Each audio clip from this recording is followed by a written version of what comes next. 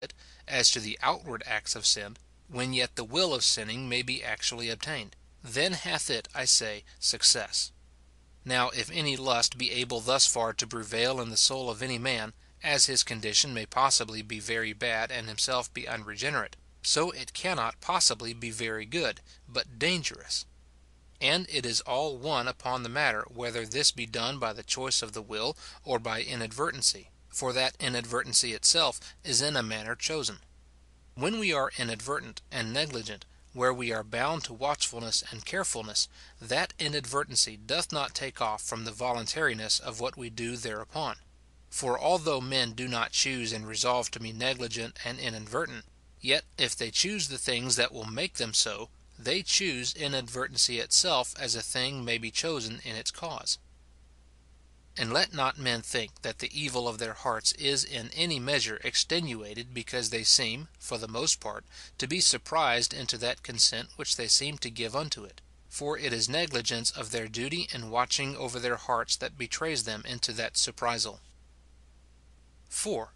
When a man fighteth against his sin only with arguments from the issue or the punishment due unto it, this is a sign that sin hath taken great possession of the will, and that in the heart there is a superfluity of naughtiness. Such a man as opposes nothing to the seduction of sin and lust in his heart but fear of shame among men or hell from God, is sufficiently resolved to do the sin if there were no punishment attending it; which, what it differs from living in the practice of sin, I know not.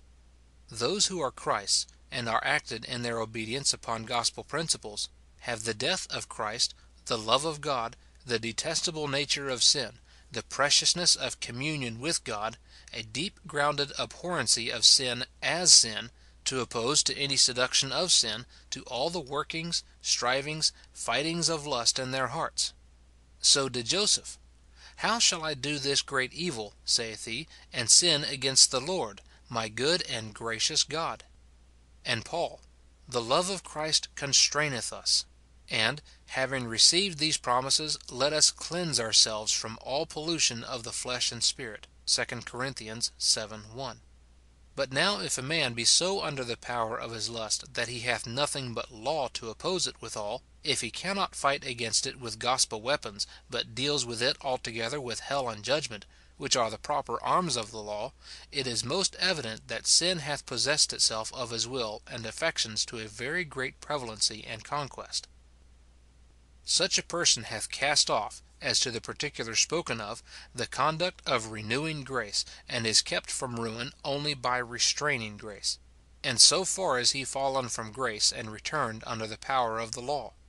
And can it be thought that this is not a great provocation to Christ, that men should cast off his easy, gentle yoke and rule, and cast themselves under the iron yoke of the law, merely out of indulgence unto their lusts? Try thyself by this also.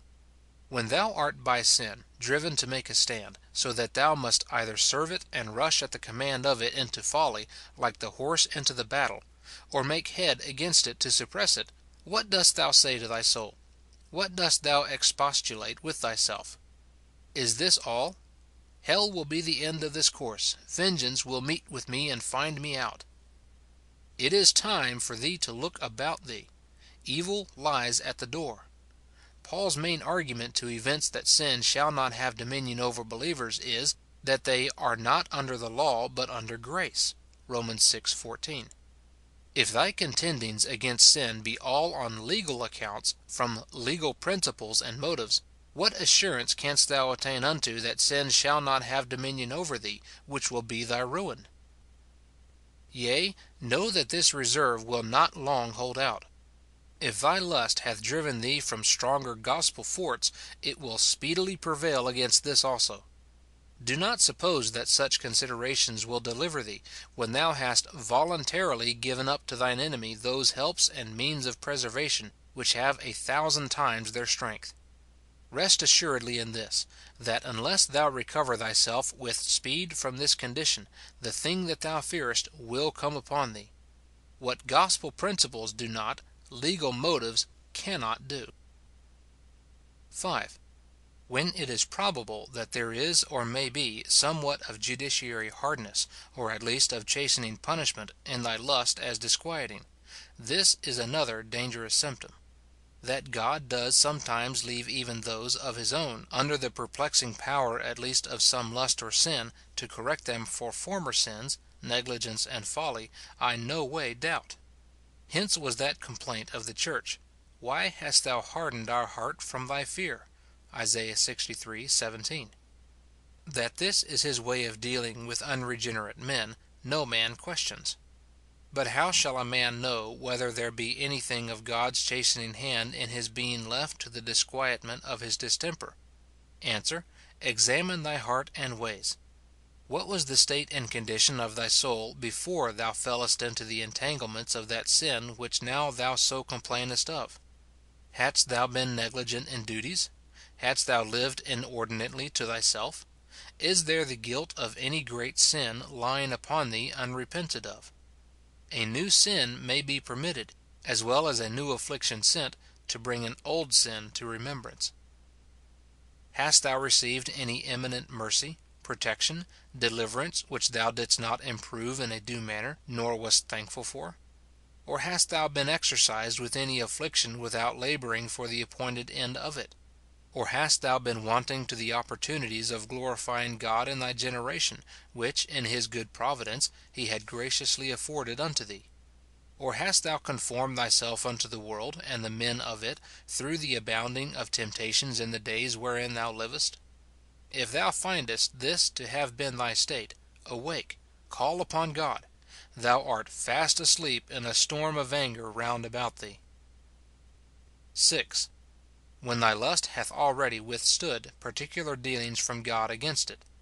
This condition is described, Isa. 57:17. For the iniquity of his covetousness was I wroth, and smote him. I hid me and was wroth, and he went on frowardly in the way of his heart. God had dealt with them about their prevailing lust, and that several ways, by affliction and desertion, but they held out against all. This is a sad condition, which nothing but mere sovereign grace, as God expresses it in the next verse, can relieve a man in, and which no man ought to promise himself or bear himself upon. God oftentimes, in his providential dispensations, meets with a man and speaks particularly to the evil of his heart, as he did to Joseph's brethren in their selling of him into Egypt. This makes the man reflect on his sin, and judge himself in particular for it. God makes it to be the voice of the danger, affliction, trouble, sickness that he is in or under. Sometimes in reading of the word, God makes a man stay on something that cuts him to the heart and shakes him as to his present condition. More frequently, in the hearing of the word preached, his great ordinance for conviction, conversion, and edification, doth he meet with men. God often hews men by the sword of his word in that ordinance, strikes directly on their bosom beloved lust, startles the sinner, makes him engage unto the mortification and relinquishment of the evil of his heart. Now, if his lust have taken such hold on him as to enforce him to break these bands of the Lord, and to cast these cords from him, if it overcomes these convictions and gets again into its old posture, if it can cure the wounds it so receives, that soul is in a sad condition. Unspeakable are the evils which attend such a frame of heart. Every particular warning to a man in such an estate is an inestimable mercy. How then doth he despise God in them who holds out against them? And what infinite patience is this in God, that he doth not cast off such a one, and swear in his wrath that he shall never enter into his rest? These and many other evidences are there of a lust that is dangerous, if not mortal. As our Saviour said of the evil spirit, "This kind goes not out but by fasting and prayer," so say I of lusts of this kind. An ordinary course of mortification will not do it. Extraordinary ways must be fixed on. This is the first particular direction. Consider whether the lust or sin you are contending with hath any of these dangerous symptoms attending of it. Before I proceed, I must give you one caution by the way, lest any be deceived by what hath been spoken. Whereas I say the things and evils above mentioned may befall true believers, let not any that finds the same things in himself thence or from thence conclude that he is a true believer. These are the